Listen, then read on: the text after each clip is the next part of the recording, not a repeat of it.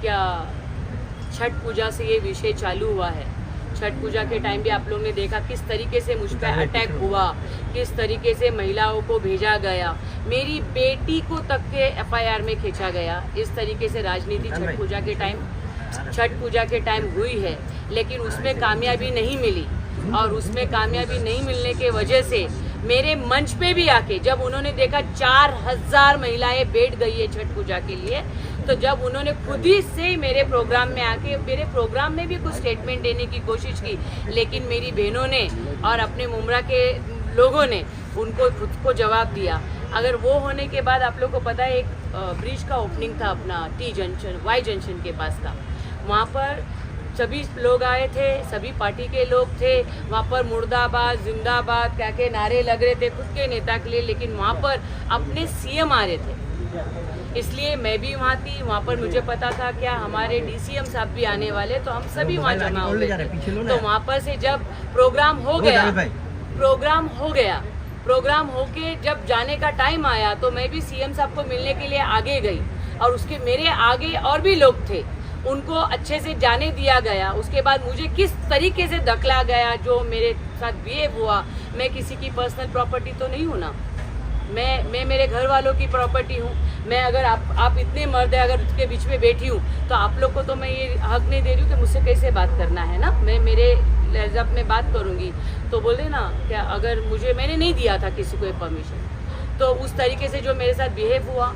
और मैं जब पुलिस के पास गई, मेरे पास वो वीडियो भी आ गया जिसके बेस पे एफआईआर दर्ज हुआ। मैंने तो ज़बानी बोल के कुछ हुआ नहीं है, जिसका सबूत भी मैंने दिया जिस पे एफआईआर हुआ। उसके बाद उसी दिन रात को एफआईआर के बाद मेरे पे एक मुमरा में बहुत अच्छे से एक मूवमेंट चालू होता है। टायर जलाया जाता है, मुमरा को रोक दिया जाता है, रिक्शा वालों को जाने आने नहीं दिया जाता है, और सेकेंड डे मेरे पे एक एट्रोसिटी का केस दाखिल होता है। बहुत ज़बरदस्ती होता है, जो मैंने किया नहीं था, मुझे मालूम नहीं था। एक वीडियो चलाया जाता है, और वो वीडियो भी जब आधा वीडियो दे के एफआईआर होता है, जब मैं पूरा वीडियो देती हूँ पुलिस को, तो उसमें वो ओपन हो जाता है कि क्या मामला है करके। ठीक है, उसमें से मेरे को कुछ नहीं होता है, मैं अपना काम चालू है अपना चलता। लेकिन लोगों को जमा नहीं, मुमरा के राजनेताओं को लगा अरे ऐसे कैसे हम फेल हो गए, पहली बार हम ऐसे कैसे फेल हो गए, हमें तो सक्सेस होना है, हमें तो हमारा हिस्ट्री है कि हमने एक बार किसी को टारगेट किया तो वो यहाँ से तड़ी पार होता है, या एफआईआर होता है, या जेल में जाता है, या वो बेल लेता है।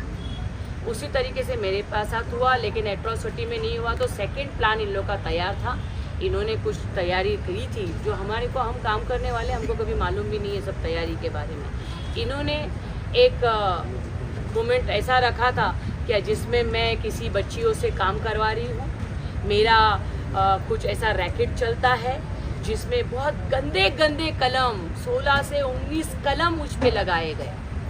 पहला तो कुछ 10 कलम लगाए गए, उसके बाद और एक एडिशनल चार्ज उसमें लगाया जाता है जिसमें और 10 कलम लगाए जाते हैं, जो मुझे नहीं मालूम था। उसमें भी क्योंकि मालूम था ये एक्शन जो किया है 354 किया है, उसमें तो रिधा को, ये सभी को पता था कि रिधा ये स्टार्ट है।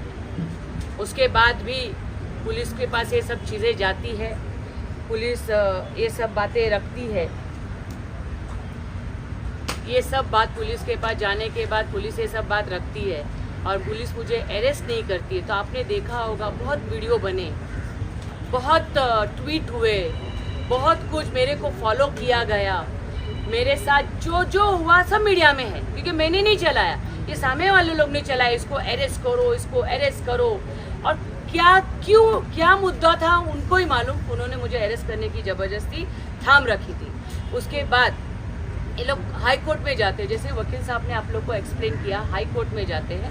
हाई कोर्ट का भी जजमेंट आता है क्या बाबा, जब ये केस चला गया डीसीपी के पास, मुमरा पुलिस स्टेशन से हाई कोर्ट हटाती है, डीसीपी साहब को देती, जोन 1 के गावड़े साहब के पास जब जाता है, गावड़े साहब पता नहीं वकील पुलिस ने क्या सबूत रखा, क्या कहा हाई कोर्ट को, क्या हाई कोर्ट ने उनको ही वहाँ पर डांटा और उन्हीं को ही एक ऑर्डर दिया डीसीपी साहब को कि ये जो भी रचना में शामिल है उन पे एफआईआर किया जाए। ये 3 तारीख की बात है।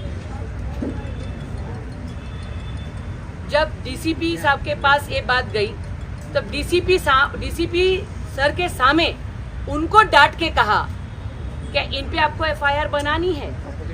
अपोजिट पार्टी को, जो अपोजिट पार्टी के वकील थे, उनको कहा क्या आप पे भी एफआईआर बनानी है। डीसीपी साहब को पूछा गया इन पे एफआईआर बनानी है, तो डीसीपी साहब ने कहा कि मैं मेरे हिसाब से इंक्वायरी के हिसाब से करूँगा।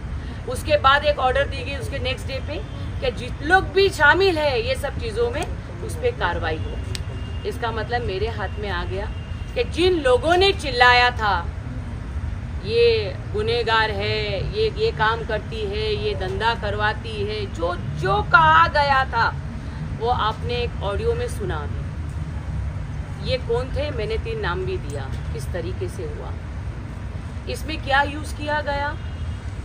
भाई मैंने कहा मुमरा के कुछ बहनें हैं, एक जिम चलाती है जिसका नाम रौनक है। ये सब बाद में बातें आई, बहुत सारी बातें हैं, बहुत सारे नाम आए, बहुत सारी चीज़ें आई, जिसमें से नाम आया एक रौनक है जो जिम चलाती है, कुछ पार्लर चलाती है। एक नाम है जो किसी पार्टी की कार्यकर्ता है, शबाना करके। एक है जो साइस्ता है जो अपने इधर की शहर की है। इन लोगों को तैयार करके मेरे पे ये सब तैयार किया। अपने ऑडियो में सुना किस तरीके से भुरके वाली लाओ, क्योंकि ये जो केस बनाया था इन्होंने, इसमें क्या होता है पीड़ित का मुंह नहीं दिखाया जाता, ना ही पीड़ित का कोई पेपर जमा किया जाता है। उसी का फ़ायदा रिधा रशीद पे एफआईआर बनाने में इन लोग ने किया। मैं आज इसलिए आई हूँ कि मैं पूछूं इनसे कि क्यों इन्होंने मुमरा को बदनाम किया, क्यों भुरके को इन्होंने बदनाम किया। अगर लड़ना था तो मेरे काम से लड़ते, मेरे से लड़ते, मेरे सामने आके लड़ते। एफआईआर के जगह पे बहुत सारी चीज़ें थी, वो सामने लेके आते अगर आप लोग को मिलता तो। लेकिन नहीं, आसान तरीका था और आसान तरीके से इन्होंने बातें सोची कि आज हमने भुरके वालियों को, जो मैंने नहीं बोला ये आपने ऑडियो सुना है। ऐसे बहुत सारी सबूत आप लोग के सामने और भी आएंगे, आगे भी आएंगे। अभी निचले कोर्ट से जब आएगा तो आप लोग के सामने तो पेपरों की गठियाँ आएंगी, वो आप लोग के पास जब भी आएगी मैं आप लोग को दूंगी। और रोज़ के वीडियोज़ आएंगे, रोज़ के ऑडियोज़ आएंगे आप लोग के पास, क्योंकि इतना कुछ किया है इन्होंने।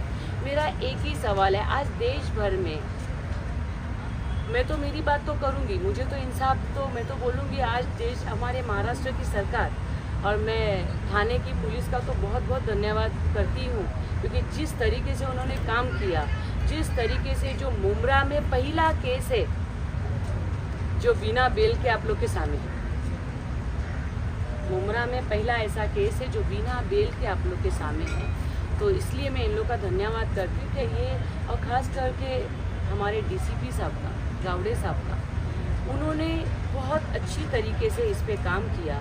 और जितने भी वरिष्ठ हैं जिन्होंने इस पे साथ दिया मुझे और विश्वास किया, नहीं तो आज के डेट में तो हम ढिंडोरा पीट ही रहे हैं ना, विरोधी लोग ढिंडोरा पीट ही रहे हैं। देश में ऐसा हो रहा है, देश में वैसा हो रहा है, महाराष्ट्र में ऐसा हो रहा है, बुरकों पे ऐसा हो रहा है, नकाब पे ऐसा हो रहा है। किसने छोड़ा हमारे नकाब को, ये सवाल है। क्योंकि मैं भी उधर की हूँ ना, हम तो लड़ते हैं बुरके के लिए, नकाब के लिए। आज कौन लड़ेगा? कैंडल मास्क निकलेंगे क्या नहीं मुमरा में? इनको इनकी जगह दिखाई जाएगी क्या नहीं मुमरा में? मैं तो महाराष्ट्र में जा के बोलने वाली हूँ ये बात। मैं महाराष्ट्र में जा के पुकार लगाने वाली हूँ किस तरीके से मुमरा में बुरके को, नकाब को बदनाम किया गया। क्या जरूरत थी? आप ही बोलते हो ना ये पिक्चर तो उसके लिए, वो पिक्चर तो उसके लिए है। तो आपने क्या किया? क्या हुआ है मुमरा में? क्यों यूज हुआ मुमरा? क्यों इस्तेमाल किया गया मुमरा मेरे खिलाफ? वो भी नकाब, वो भी बुर्का। ये तो बहुत बहुत शुक्रिया है मुमरा वालों का, मेरे लोगों का, जिन्होंने मुझे एक पल भी छोड़ा नहीं, मेरे साथ बने रहे। मेरे को हर कदम पे फ़ोन किया गया। मैं ऐसी हालत में आ गई थी, अगर आप लोग का साथ नहीं होता मुमरा करो का, तो सच्ची बोलती हूँ मेरे लिए आना और मैं ये सुनने को भी नहीं रहती। इस तरीके से मेरी हालत की गई थी, क्या मैं इस तरीके से एक मुसलमान बदनाम हो जाए? एक तरीके से मुसलमान बदनाम तो होता ही, एक तो धंधा करवाने वाली और करने वाली भी भुरके वाली। एक तो धंधा करवाने वाली मुसलमान, करने वाली नकाब वाली। किसने इन्हें हक दिया है? किसने इन्हें हक दिया? इस तरीके से इल्ज़ाम लगा के पूरे महाराष्ट्र में, पूरे देश में मेरे नाम का ढिंढोरा पीटा इन्होंने कि ये आरोपी है। इनको कोई सर्टिफिकेट मिल गया था, इनको कोई जजमेंट आ गया था कि ये आरोपी है, फिक्स हो गई है, लेकिन इन्होंने मुझे आरोपी बना डाला।